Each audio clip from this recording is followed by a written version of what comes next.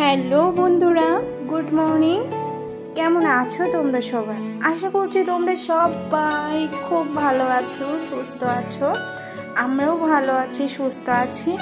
আরও একটি নতুন ভিডিওতে তোমাদের সকলকে জানাই অনেক স্বাগত আর অনেক ভালোবাসা। ঘড়িতে এখন বাজে প্রায় 8টার কাছাকাছি। আজ একটু দেরি হয়ে গেছে ঘুম থেকে উঠতে।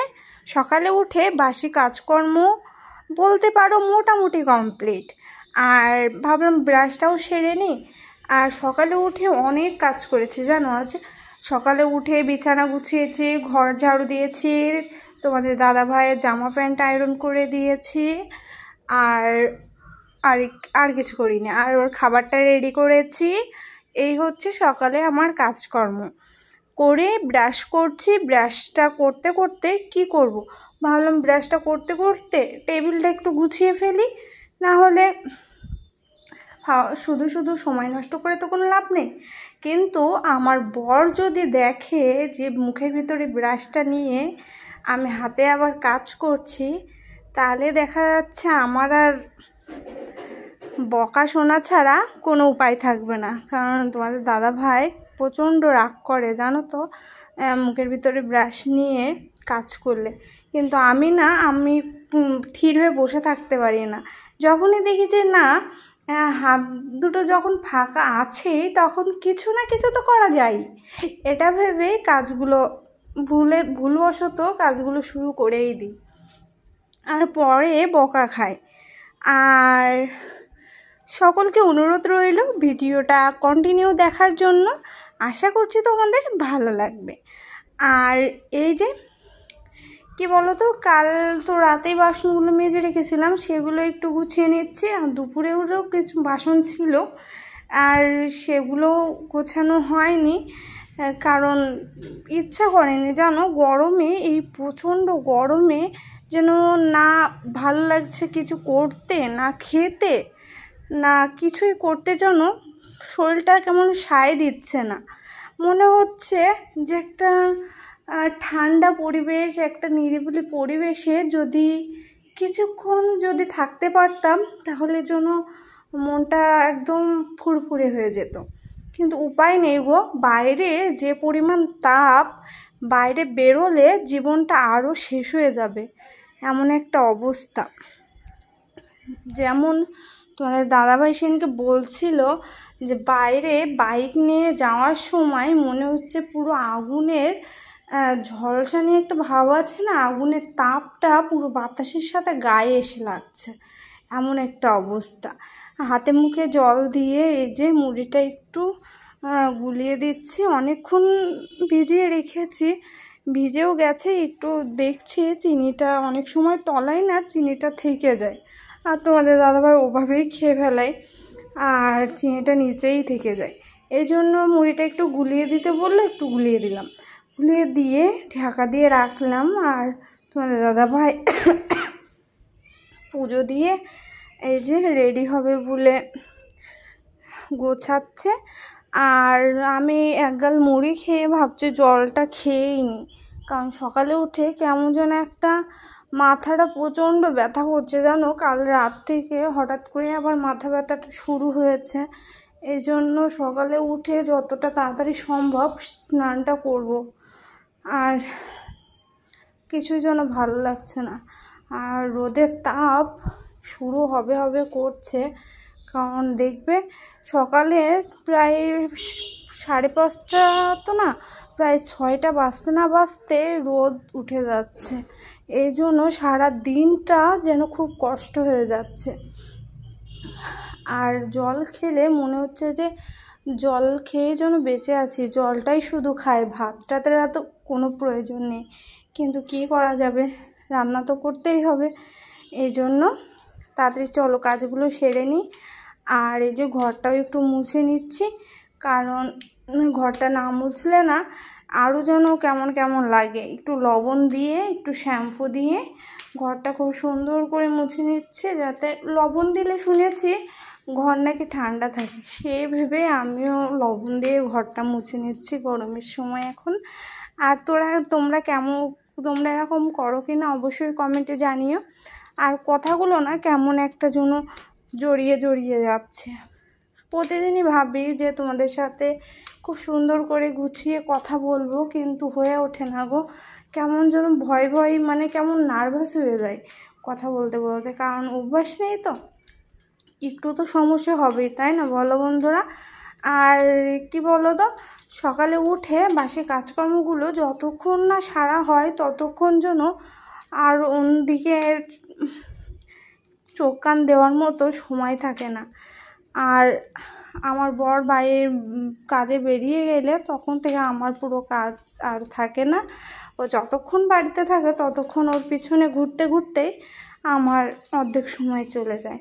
আর এই যে স্নান করে চলে এসেছি, স্নান করে এবার রেডি হয়ে নিচ্ছি, সিঁদুর পরবো। পরে আমি যাব পুজো দেবো।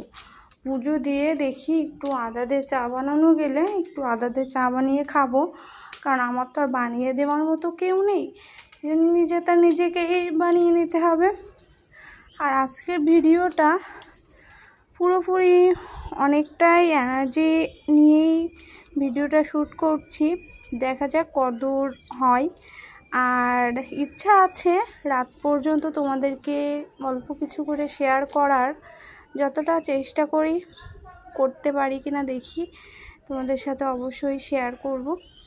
আর চলো, সিঁদুরটা পরে নিয়েছি, এবার পুজোটা সেরে নিয়ে তারপর আবার আসছি তোমাদের সাথে কথা বলতে।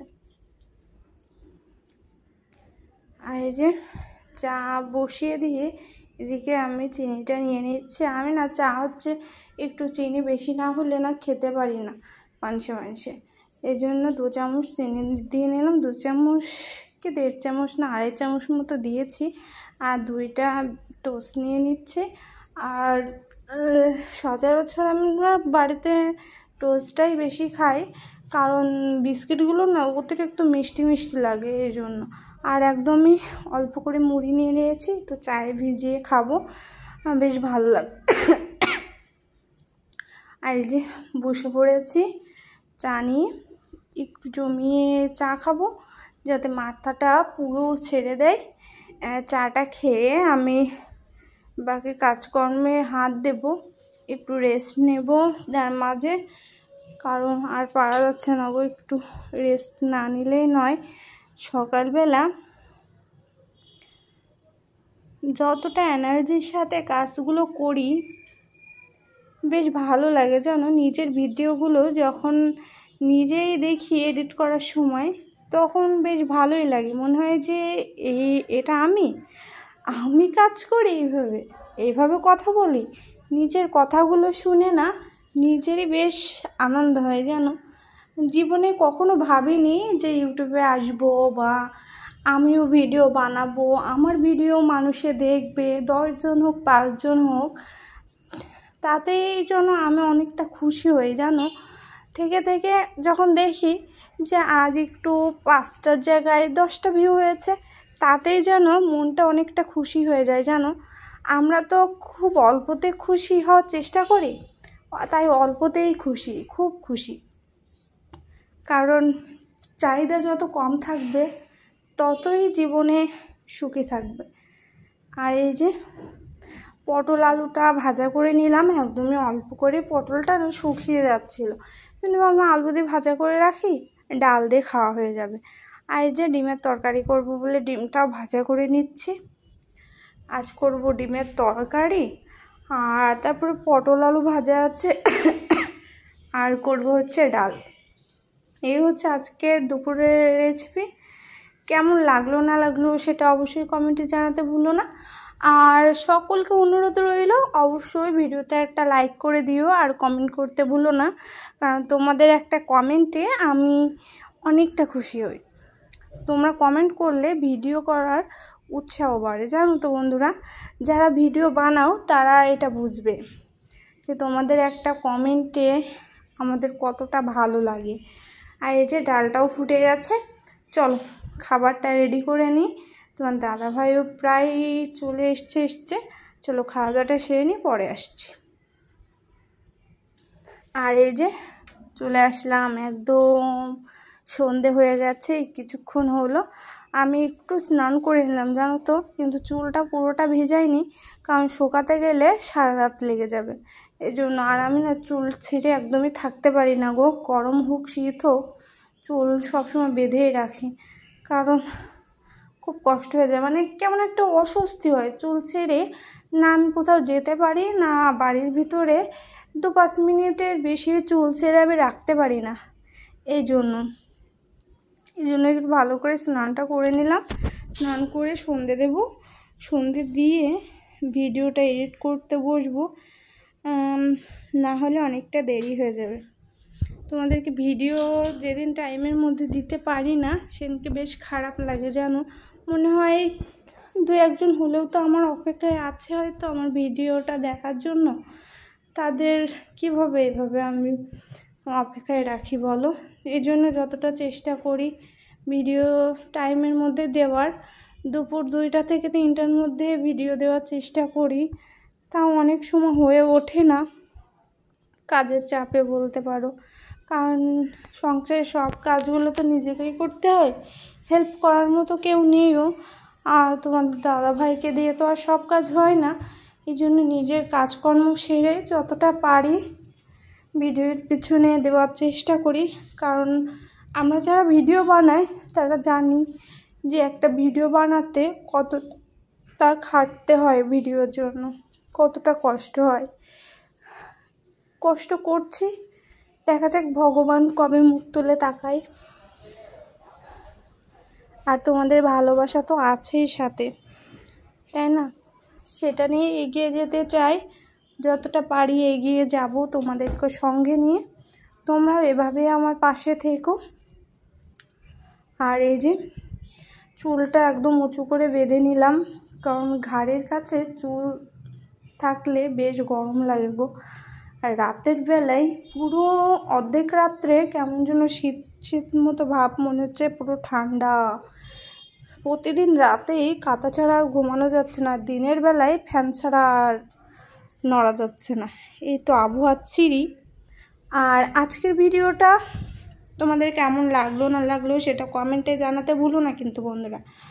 আর আজকের ভিডিওটা তাহলে এই পর্যন্তই বন্ধুরা, তোমরা সবাই সুস্থ থেকো, ভালো থেকো, দেখা হচ্ছে আরও একটা নতুন ভিডিওতে। টাটা বন্ধুরা।